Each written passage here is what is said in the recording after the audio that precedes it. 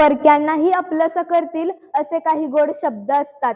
परक्यांनाही आपलंसं करतील असे काही गोड शब्द असतात. शब्दांनाही कोडे पडावे अशी काही गोड माणसं असतात. पण हे भाग्य मोठं असतं जेव्हा ती नाती आपली असतात आणि संवादही आपलाच असतो. पण हे भाग्य मोठं असतं जेव्हा ती नाती आपली असतात आणि संवादही आपलाच असतो. रसिक श्रोते हो, नमस्कार. संत ज्ञानेश्वर महाराजांनी एका ठिकाणी म्हटले, लेकुराचे हित वाही माऊलीचे चित्त, ऐसी कळवळ्याची जाती करीती आम्हा आभाला वडे प्रेम. कोणत्याही लाभाची अपेक्षा न करता तुमच्यावर ओतप्रोत प्रेम करणारे जर या जगात कोण असेल तर ती आपली आई, आपली बहीण, आपला भाऊ किंवा आपले बाबा आहेत. पण मला प्रश्न पडायला लागतो, आज हीच नाती खऱ्या अर्थाने समाजात टिकून राहिली आहेत का? आज याच नात्यांमध्ये सुखाचा, दुःखाचा आणि काहीसा प्रेमाचा संवाद जिवंत आहे का? आज याच नात्यांमध्ये सुख, दुःख, प्रेम, जिव्हाळा, आपुलकी अजूनही आहे का? असे प्रश्न जेव्हा निर्माण व्हायला लागतात तेव्हा मला वाटायला लागतं, काय आज खरंच तुटत चालल्यात नाती आणि अटत चाललाय संवाद? कदाचित हाच प्रश्न व्यासपीठावरील मान्यवरांना आणि आयोजकांना पडला असावा, म्हणून त्यांनी इतका सुंदर विषय सुचवला, तुटत चालल्यात नाती आणि अटत चाललाय संवाद. होय, तुटत चालल्यात नाती आणि अटत चाललाय संवाद. विषयाची सुरुवात एका घटनेपासून करणं मला प्रचंड गरजेचं वाटतं. आणि हल्ली आपण किती कृतज्ञ होत चाललो आहोत याचं हे एक समर्थक उदाहरण ठरू शकेल. एक खेडेगाव असतं. त्या खेडेगावामध्ये एक जोडपं राहत असतं. त्या जोडप्यांना 2 मुले असतात जी परदेशात सेटल झालेले असतात. त्यांचे आई बाबा त्यांना दररोज फोन करायचे, तुम्ही तरी या किंवा आम्हाला तरी घेऊन जा, तुम्ही तरी या किंवा आम्हाला तरी घेऊन जा. पण मुलेही काही आली नाहीत आणि ते आई बाबांनाही काही घेऊन गेले नाही. एके दिवशी बाबांचा फोन आला, अरे आई गेली. आई गेली असं कळताच 2 मुलांपैकी एक मुलगा परदेशातून घाईघाईनं आला. आईच्या चितेला अग्नी देऊन पुन्हा परदेशात जायला निघाला. इतक्यातच त्याला बाबांनी थांबवलं आणि बाबांनी प्रश्न केला, अरे 10 दिवस तरी थांबशील?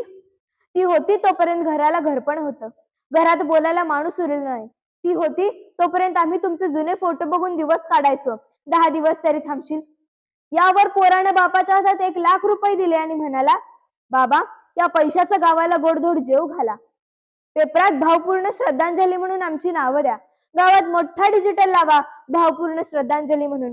पण 10 दिवस मात्र काही थांबता यायचं नाही. यावेळी पुन्हा बाबांनी प्रश्न केला, अरे मी दोघांना फोन केला होता, पण तू एकटाच आला, मोठा मुलगा का नाही आला?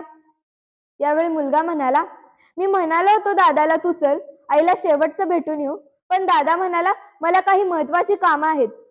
तू आईच्या वेळेस जा, मी बाबांच्या वेळेस जाईन. अरे काय आज खरंच आपण इतके कृतज्ञ झालो आहोत का? आई बाबांना या नात्याने वाटून घेणारी जर ती मुलं असतील तर ही कसली नाती? तर तो त्यांच्यासाठीचा एक फक्त स्वार्थ असतो. अरे काही नाती नाळेतून तर काही नाती प्रेमातून, काही नाती नाळेतून तर काही नाती प्रेमातून, पण जी नाती विश्वासातून आणि सहवासातून निर्माण होतात ती असतात खरी नाती. पण जी नाती विश्वासातून आणि सहवासातून निर्माण होतात ती असतात खरी नाती. हल्ली आज आपण काय करतोय, जे काही सापडत नाही ते गुगलवरती सर्च करायचं किंवा गुगलवरती शोधायचं. पण आज एक गोष्ट म्हणजे गुगलवरती सर्च मारून सापडणार नाही. आपल्या हातात स्मार्टफोन आले, पण आपण गुगलवर सर्च करून ही एक गोष्ट न सापडणारी म्हणजे तुटलेली नाती, हरवलेली नाती किंवा आपल्यातला तुटलेला संवाद, हरवलेला संवाद हा गुगलवरती सर्च मारून मिळणार नाही. म्हणून ती नाती आहेत ना, त्या नात्यांना जपा. त्या नात्यांमध्ये प्रेम, विश्वास निर्माण करा. अहो फोडणी दिली आणि तेल अंगावर उडलं तरी वेदना होतात. इथे तर गेलेल्या शरीराला आपण अग्नीचा दाह देतो. तुम्ही कोणत्या तोंडाने सांगता हो? 10 वर्ष झाले भावाच्या दारी गेलो नाही, 10 वर्ष झाले बहिणीच्या दारी गेलो नाही. तिला नाही कळत आपला भाऊ शेवटची साडी चोळी घेऊन आलाय. मग तुम्ही ती गेल्यावर जाणार शेवटची साडी चोळी घेऊन. तेव्हा तिला नाही कळत की आपला भाऊ शेवटची साडी चोळी घेऊन आलाय. ही नाती परत आहेत का? ही नाती आहेत ना, तोपर्यंत त्या नात्यांना जपा.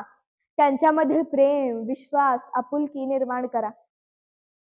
कारण मग ताई गेल्यावर पूर्ण व्हॉट्सअपला स्टेटस टाकायचे, आय मिस यू ताई, आय रिअली मिस यू.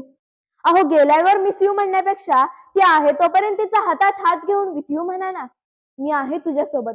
मग बघा नात्यांमध्ये कसा प्रेम, विश्वास, आपुलकी निर्माण होते. अरे श्रीकृष्ण करंगळीवरती पर्वत उचलतो, पण बासरी मात्र दोन्ही हातांनी घट्टच पकडतो. कारण त्यालाही माहिती आहे की पराक्रम हा रणांगणात गाजवायचा असतो आणि नात्यांमध्ये प्रेम जपायचं असतं. आम्ही उलट केलं. आम्ही रणांगणात शस्त्र ठेवून दिली आणि नात्यांमध्ये प्रेम जपलं. आम्ही रणांगणात शस्त्र ठेवून दिली आणि नात्यांमध्ये पराक्रम गाजवला. अहो, ज्यांच्या ज्यांच्या नशिबाने त्यांच्या घरी ही नाती शिल्लक आहेत. काका, काकू, आजी, आजोबा, मावशी, मामा, आत्या, त्यांनी या नात्यांना जपा. या नात्यांमध्ये प्रेम, विश्वास निर्माण करा. घरातील वृद्ध माणसं ट्यूबलाईट इतका प्रकाश देत नाहीत, पण त्यांचं देवघरात निरंजनासारखं तेवत राहणं हे अगदी महत्वाचं असतं.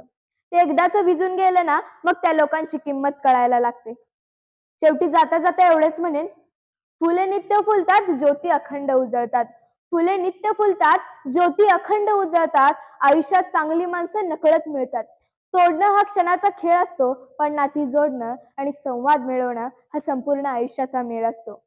पण नाती जोडणं आणि संवाद मिळवणं हा संपूर्ण आयुष्याचा मेळ असतो. एवढे बोलते आणि इथे बोलण्याची संधी दिल्याबद्दल आभार व्यक्त करते. धन्यवाद.